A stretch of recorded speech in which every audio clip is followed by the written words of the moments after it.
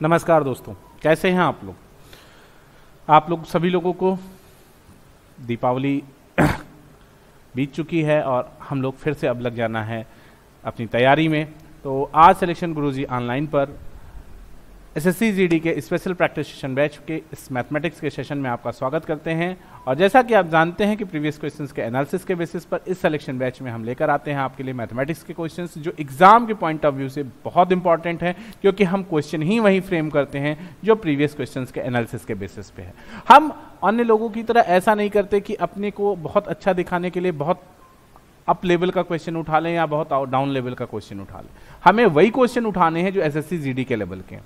तो स्टार्ट करते हैं आज का सेशन। पहला क्वेश्चन ध्यान दीजिएगा कि एक परीक्षा में 80% लड़के अंग्रेजी में पास हुए, एक परीक्षा में 80% लड़के अंग्रेजी में पास हुए और 85% लड़के गणित में पास हुए, जबकि 75% लड़के दोनों विषयों में पास हुए हैं। यदि 46 लड़के दोनों विषयों में फेल हुए हैं तो परीक्षा में बैठे बच्चों की कुल संख्या ज्ञात कीजिए। सिंपल सवाल है, आप जानते भी हैं इसका पैटर्न, और ऐसा बहुत सारा सवाल पीछे लगाया भी जा चुका है। तो स्टार्ट करते हैं आज का सेशन। तो देखिए, कह रहे हैं इंग्लिश में कितने बच्चे पास हैं भाई? पास हैं 85%। ये सब पास का मामला चल रहा है। मैथमेटिक्स में कितने पास हैं? 85। तो और इंग्लिश और मैथमेटिक्स दोनों में मिला के पास है 75%। तो आपको पता है कि ऐसे सवाल में हम क्या करते हैं, अलग अलग विषयों में पास विद्यार्थियों के प्रतिशत को जोड़ लेते हैं। तो 165% यहां मिल गया और दोनों विषयों में पास है 75%। इसको आप जब घटा देते हैं तो आता है टोटल पास परसेंट। टोटल पास, चूंकि ये डेटा सब पास में है तो पास परसेंट आएगा और वो पास परसेंट आएगा 90%। 165 में से 75 जाएगा तो 90% बच्चे पास हैं। तो फेल कितने हैं दोस्त?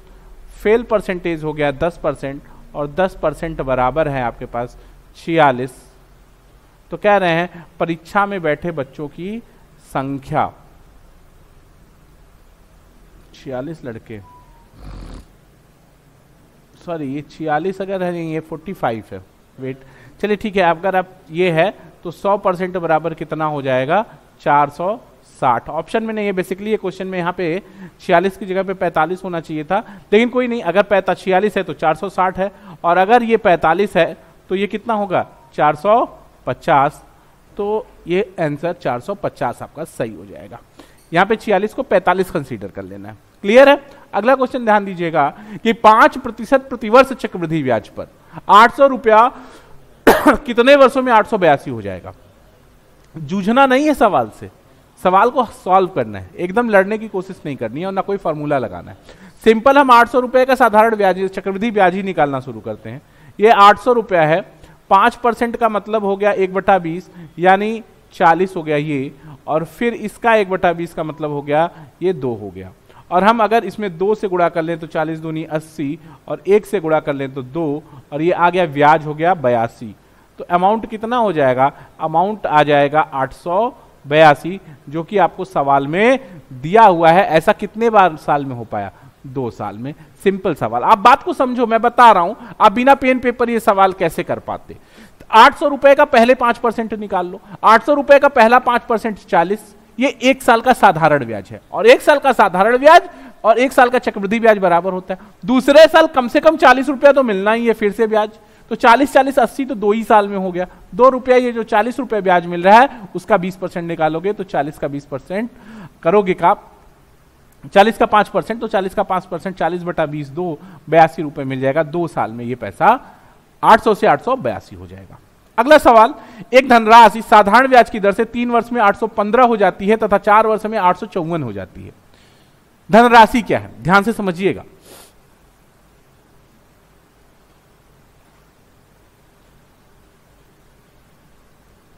क्या कह रहे हैं? देखिए, कह रहे हैं कि 4 साल में राशि हो गई 854, और 3 साल में कोई राशि है वो हो जाती है 815।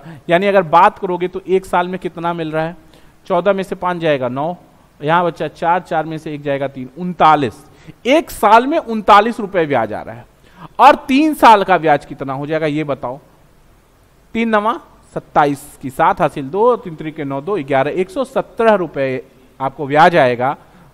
और अगर आपको 3 साल में कोई राशि 3 साल में कोई राशि 815 हो गई है, तो मूलधन की अगर बात करोगे तो 3 साल का ब्याज घटा दो 117, तो ये आ जाएगा 100 जाएगा तो 700, 100 जाएगा तो 715, 715 और 15 2 698 इसका आंसर हो जाएगा।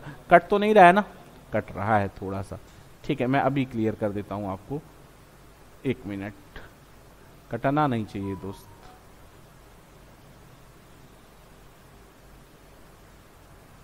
ठीक है, तो ये कंटेंट आपको यहां से समझ लो आप, मैं फिर से आपको क्लियर कर देता हूं कि फिर से यहीं सॉल्व कर देता हूं। नीचे 3 साल में इतना ब्याज मिला है और 3 साल में ये राशि हो गई है 815, 815 में से 117 घटा दोगे क्योंकि ये ब्याज है और ये अमाउंट है, मिश्र धन में से ब्याज घटा दोगे तो मूलधन आ जाएगा 698। आपका बी ऑप्शन करेक्ट हो जाएगा। आगे बढ़ूं, अगला क्वेश्चन ध्यान दीजिएगा। एक विद्यार्थी ने किसी संख्या को 5/3 से गुणा करने के स्थान पर 3/5 से गुणा कर दिया, परिकलन में त्रुटि प्रतिशत कितनी है? ध्यान दीजिएगा कि त्रुटि प्रतिशत होता क्या है। त्रुटि प्रतिशत होता है त्रुटि बट्टा मूल मान गुणित 100। त्रुटि प्रतिशत बराबर होता है त्रुटि बटा मूल मान गुणित 100। और त्रुटि आएगा क्या, ये देखो, करना था गुणा 5/3 से, कर दिया 3/5 से, तो त्रुटि क्या आएगी दोस्त? त्रुटि ये होगी कि 5/3 माइनस 3/5 बटा मूल मान 5/3 गुणित 100। ठीक, आप इसको सॉल्व कर लेंगे तो ये हो जाएगा 5×3 15, 3 5 15, 5 5 25, 25 माइनस 9 16/5 गुणित 3/5 और गुणित 100। कटा है क्या? नहीं, ठीक है, पूरा है। अब आप इसको सॉल्व कर लीजिए। 25 चौका 100 ना, 25 चौका 100 और 1 मिनट, ये 15 होगा भाई, 16/15 और 3 यहाँ रह जाएगा, 3 तरीके 16 चौका 64%। कैलकुलेशन आप कर लीजिएगा, यहाँ ऑप्शन नहीं है, ये ऑप्शन डी 64% था, छूट गया है। 64% आपका परसेंट एरर आएगा, प्रतिशत त्रुटि आएगी। अगला सवाल, सी की आय बी की आय से 20% अधिक है और बी की आय ए की आय से 25% अधिक है, सी की आय ए की आय से कितने प्रतिशत अधिक है? सिंपल सवाल समझने की कोशिश करो। A B C low, A B C, कह रहे हैं कि बी की आय ए की आय से 25% अधिक है, यानी ए की आय अगर 100 है तो बी की आय 125 है, और कह रहे हैं कि बी सी की आय बी की आय से 20% अधिक है। इसका मतलब है 125 गुणित 20 120 बटा 100, यानी 25 5 125, 25 चौका 100, 4 4 24 5 4 3 12 30 हो गया, और 30 5 150। अब ए की आय 50 और सी की आय 150, ए की आय 100 और सी की आय 150, तो कितना परसेंट अधिक है? 50% अधिक है। ठीक है, ये 50% अधिक होगा। क्लियर है? सिंपल सवाल था, कोई दिक्कत नहीं थी। अगला सवाल ध्यान देते हैं। किसी संपत्ति की कीमत प्रति वर्ष उसकी आरंभिक वर्ष की तुलना में 10% कम हो जाती है। किसी संपत्ति की कीमत प्रति वर्ष उसकी आरंभिक वर्ष की तुलना में 10% कम हो जाती है। संपत्ति की वर्तमान कीमत 8100 है, तो 2 वर्ष पहले उसकी कीमत क्या थी? ध्यान से समझिएगा सवाल, बहुत सिंपल सवाल है, इसमें ऑप्शन छूट गया है देना। मान लेते हैं संपत्ति की कीमत x थी, पहले साल 10% कम हुआ तो 90/100 हुआ, फिर दूसरे साल कम हुआ तो 90/100 हुआ, और ये बराबर है 8100 के। दोस्त, ये 90 का 0000 काट दो और 9 9 81 से ये कट जाएगा, 1 बचेगा और x बराबर आ जाएगा 10,000। यानी जो वस्तु थी, मूल रूप से जो संपत्ति थी वो 10,000 रुपए की थी, जिस पर 10% के 2 डिस्पर्सन जिसको आप कह सकते हैं, जो उसकी जो क्षति थी, जो कमी थी, उसके मूल्य में जो ह्रास हुआ वो 10% का 2 बार हुआ। तो इस प्रकार से संपत्ति का मूल्य 10,000 रुपए था। अगला सवाल है कि कोई दुकानदार 200 क्रय मूल्य वाली वस्तु का कितना मूल्य अंकित करे ताकि एक 25% का बट्टा देने के उपरांत उसे 35% का लाभ प्राप्त हो। बात को समझने की कोशिश करो दोस्त, सिंपल सवाल है, कहीं कोई दिक्कत नहीं है। प्रॉफिट लॉस के इस तरह के सवाल इस समय एकदम ट्रेंड में है।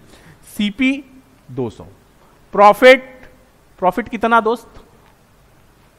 प्रॉफिट है आपको 35%। 35% लाभ लेना है तो सीधा सीधा है बेचोगे कितने में? 270 में। और ये 270 मार्क प्राइस अंकित मूल्य का 20% बट्टा देने के बाद आया है 25%, यानी 75% बराबर 270। मार्क प्राइस का आप इस पर डिस्काउंट लिए हो दोस्त, कितना डिस्काउंट? 25%। 25% जब डिस्काउंट लेके 270 में बेचे हो, यानी अंकित मूल्य का 75% 270 के बराबर है। तो पूछ क्या रहा था? तो मूल्य अंकित, कितना मूल्य अंकित करें? तो अंकित मूल्य 100% बराबर हो जाएगा 270 बटा 75 और गुणित 100। क्लियर कहानी है, और बस इसी को सॉल्व कर लेना है। 25 चौका 100, 25 तिया 75, 3 9 90 और 9 चौके 36, 360। आपको 360 रुपए अंकित मूल्य कर लेना है। बात को समझो, 200 का सामान 35% लाभ तो 270 में बिकेगा।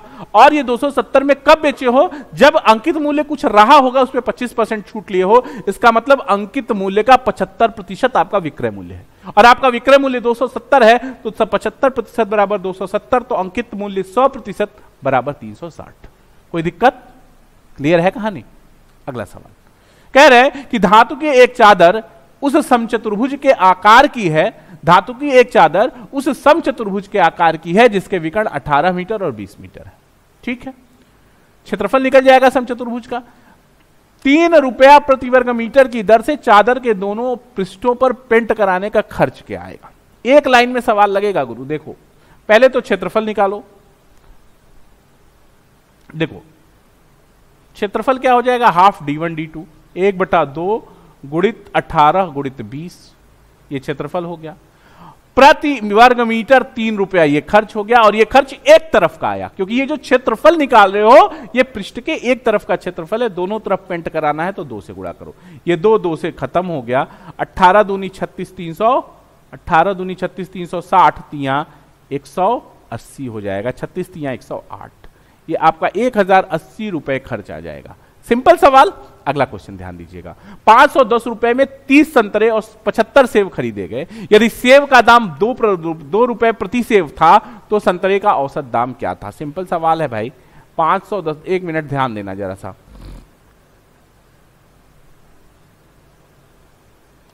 30 संतरा प्लस 75 सेब बराबर 510, और प्रत्येक सेव तो 30 संतरा बराबर कितना आ जाएगा? 30 संतरा बराबर आएगा 75 सेव, हर सेव 2 रुपए का, तो 510 माइनस 150 घटा देंगे आप, तो 500 में 10 410, और 410 में से 50 360। 360 30 संतरा, ओ सॉरी,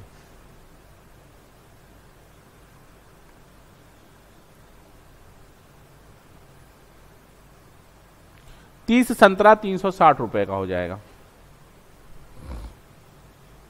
30 तो संतरा, तो एक संतरे का मूल्य कितना हो जाएगा दोस्त? बराबर 30 का 0 0 से, और 12 3 36, 12 रुपए, 12 रुपए हो जाएगा। ठीक है, आगे बढ़ते हैं। अगला क्वेश्चन। एक टीवी 20% मुनाफे में से 1200 रुपए में बेचा जाता है। यदि इसे 900 रुपए में बेचा जाए तो वास्तविक मुनाफा या घाटा कितना होगा? ध्यान से समझो। एक टीवी 20% मुनाफे पर 1200 में बेचा जाता है, इसे 9%, इसे 900 रुपए में बेचा जाए तो वास्तविक मुनाफा या घाटा क्या होगा? देखो एक बात समझो बच्चा, 120% बराबर कितना हो गया? 120% बराबर 1200, तो 100% बराबर कितना हो जाएगा? ये बताओ। 100% बराबर हो जाएगा 12 0 10 1000, और ये 1000 क्या है? सीपी है।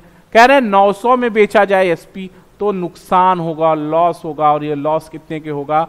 100 रुपीज के होगा, 100 रुपए का घाटा होगा। कोई दिक्कत नहीं, सिंपल सवाल। ठीक है, आगे बढ़ते हैं। अगला क्वेश्चन ध्यान दीजिएगा। एक व्यापारी ने 1 दर्जन साइकिलें 8880 रुपए में खरीदी और प्रति साइकिल 888 में बेची। उसका लाभ प्रतिशत ज्ञात कीजिए। सिंपल सवाल है, बात समझने की कोशिश करना। ठीक है बच्चा, देखो मैथमेटिक्स में ना कैलकुलेशन बहुत इंपॉर्टेंट है। 8880 में खरीदा 12 साइकिल, तो 12 सत्ते 84, 1284 4, 12 चौक 48, 740 रुपए का उसका सीपी हो गया। क्लियर कहानी। बेच कितने में रहा है? 888 में। ये उसका एसपी है, तो यहां से उसको प्रॉफिट कितना हो रहा है? 8 4 148 रुपए का उसका प्रॉफिट है दोस्त। और प्रॉफिट 148 का है, तो प्रॉफिट परसेंट की अगर आप बात कर रहे हो तो प्रॉफिट प्रतिशत बराबर प्रॉफिट 148 बटा सीपी 740 और गुणित 100।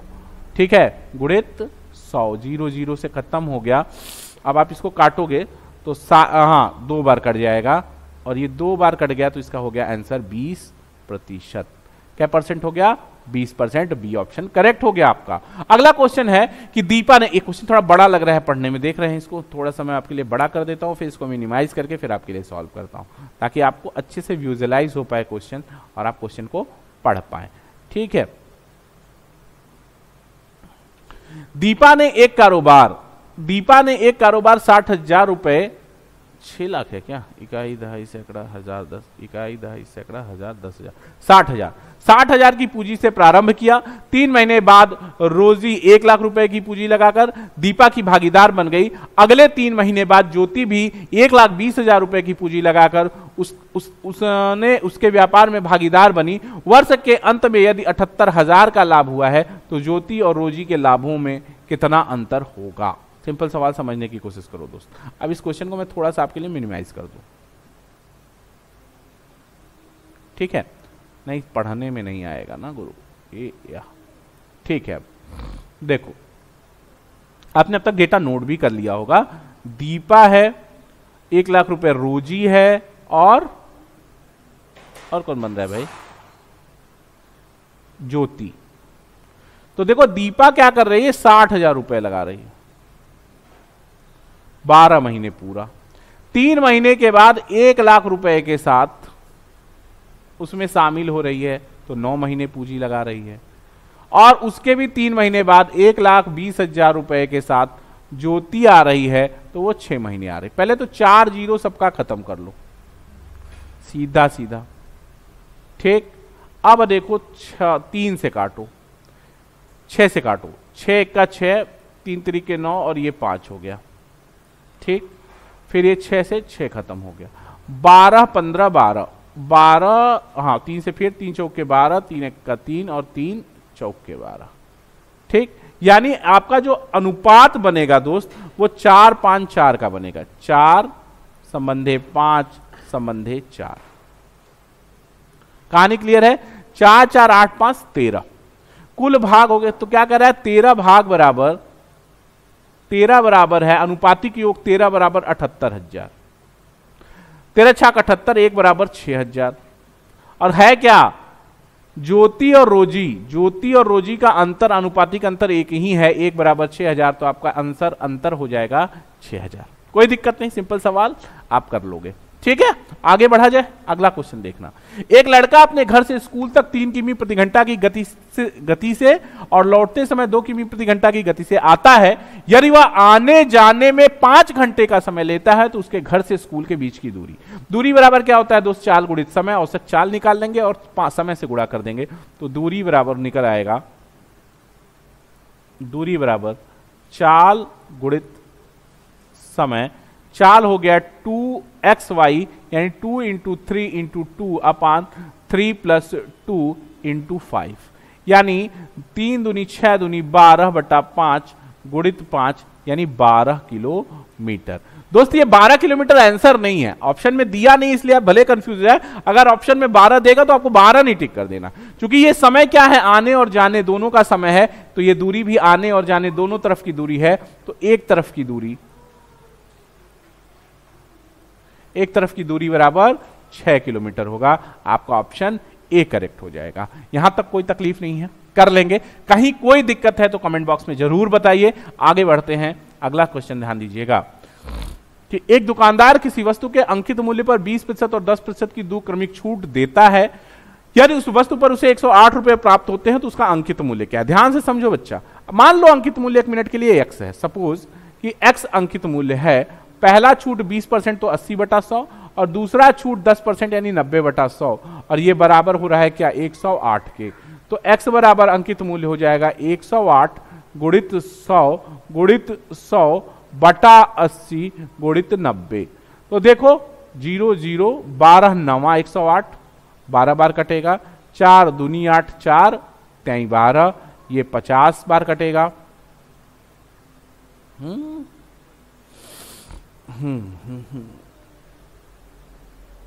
क्या हो गया 80% और आपका हो गया 90%, 108।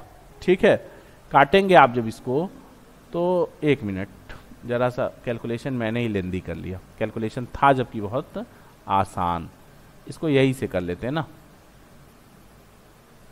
देखो यहां से कर लो 108,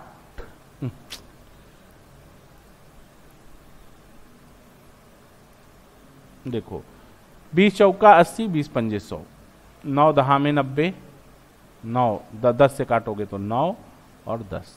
ठीक, 108 गुणित 5 गुणित 10 बटा 9 चौक 36, 36 तिया 108 और 5 दहा 50, 150 रुपए उस वस्तु का अंकित मूल्य होगा। यही क्वेश्चन का आंसर है। क्लियर है कहानी, कोई कहीं दिक्कत नहीं।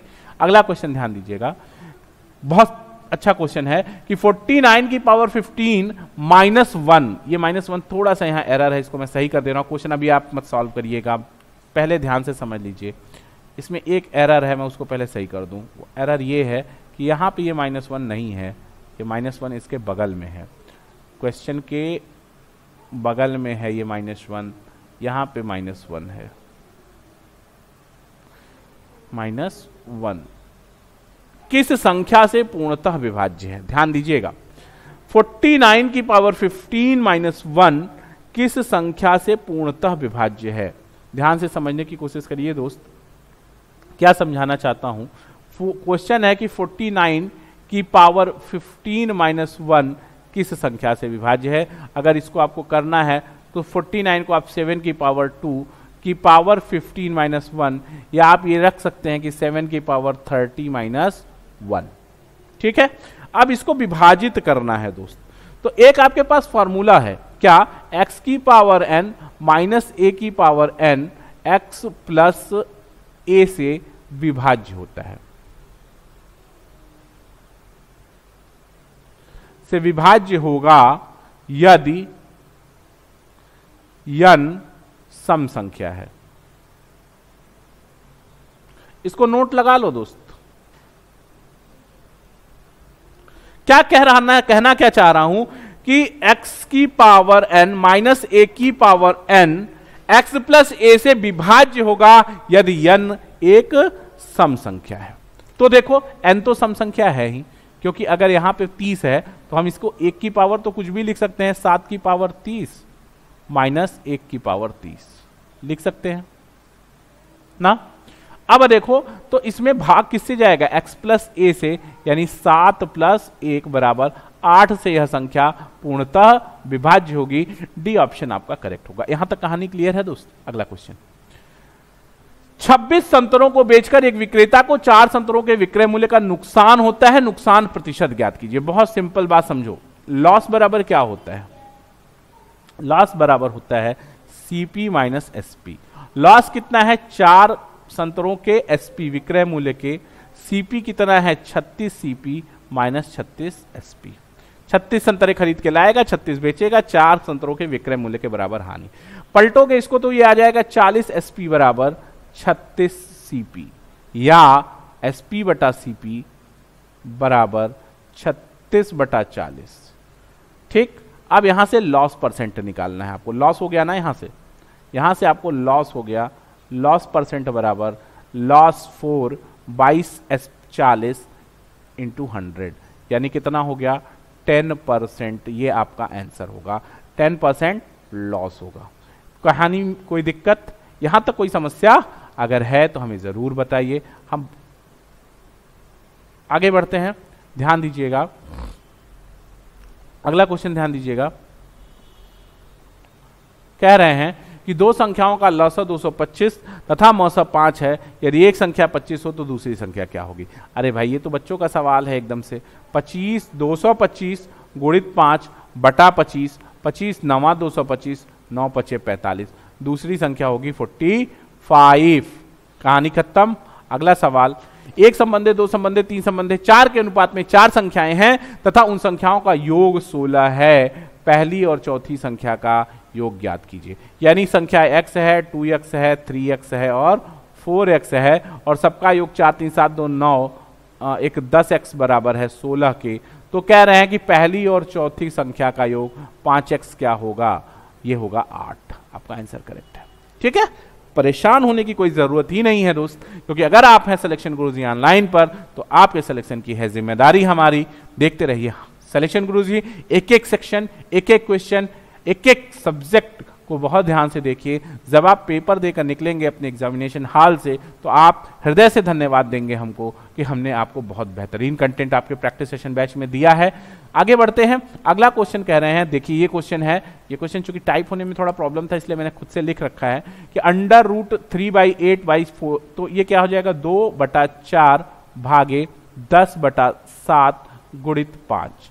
भाग पहले होता है तो 2/4, 2/4 का मतलब ही सीधा हो गया 1/2 इंटू 7/10 और इंटू 5, 5 का मतलब हो गया 2 और ये हो गया 7/4।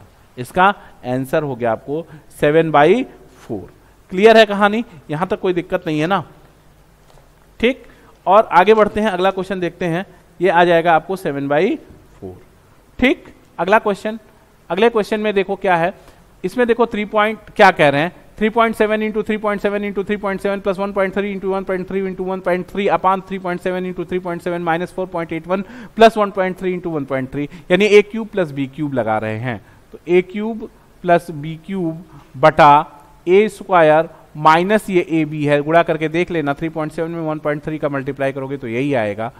देख लेते हैं भाई, अगर आप संतुष्ट नहीं है तो 13 देखो, 13 7 91 1 9 अतः 39 9 48 2 अंक दशमलव माइनस प्लस बी स्क्वायर, ये होता है a plus B upon A square minus A B minus plus B square upon A square minus A B plus B square आपको दिया हुआ है सवाल के अंदर। तो ये इससे खत्म हो जाएगा, बचेगा a प्लस बी और a प्लस बी का मतलब है 3.7 इंटू 1.3, 3 1 4 1 5 आपका आंसर होगा। और ये सिलेक्शन गुरुजी के मैथमेटिक्स के प्रैक्टिस सेशन का लास्ट क्वेश्चन था। कल और बेहतरीन सवालों के साथ आपके साथ हम जुड़ेंगे। देखते रहिए सिलेक्शन गुरुजी ऑनलाइन। और एक और नोटिफिकेशन आपके हमारे चैनल पे जारी हुआ है और वो ये है कि एसएससी जीडी का ऑफलाइन बैच हम शुरू करने जा रहे हैं। अब तक के सबसे चीपेस्ट रेट 999 में, 999 में, और 3 महीने 100 डेज का कोर्स सिलेबस हमने फ्रेम किया है। और हमारा उद्देश्य ये है कि हर बच्चा जो इसकी पेइंग कैपेसिटी बहुत कम है वो भी हमको हमारी क्लास को अटेंड कर सके। हमने ये 999 रुपए सिर्फ एज अ मेंटेनेंस चार्ज रखा है कि जो हमारे इस कोर्स को चलाने का खर्च आएगा हमारा सिर्फ खर्च भर निकल जाए, बाकी हमको इस बैच से और बच्चों से कोई पैसा नहीं कमाना है। हमें आपकी सफलता और आपके सक्सेस में अपना कंट्रीब्यूशन देना है। यही उद्देश्य है सिलेक्शन गुरुजी ऑनलाइन और वाईएस कोचिंग क्लासेस का। हम सिलेक्शन गुरुजी ऑनलाइन और वाईएस कोचिंग क्लासेस के ज्वाइंट कोलैबोरेशन से सिस्टम चलाते हैं। सिलेक्शन गुरुजी ऑनलाइन यूट्यूब पे चलता है ऑनलाइन और वाईएस कोचिंग क्लासेस आपका ऑफलाइन चलता है। तो आपका स्वागत है हमारे ऑफलाइन बैच में जो स्टार्ट हो रहा है 20 नवंबर से। बाकी डिटेल चैनल्स पे पड़ा हुआ है, आप देख सकते हैं। देखते रहिए सिलेक्शन गुरुजी ऑनलाइन। जय हिंद, जय भारत।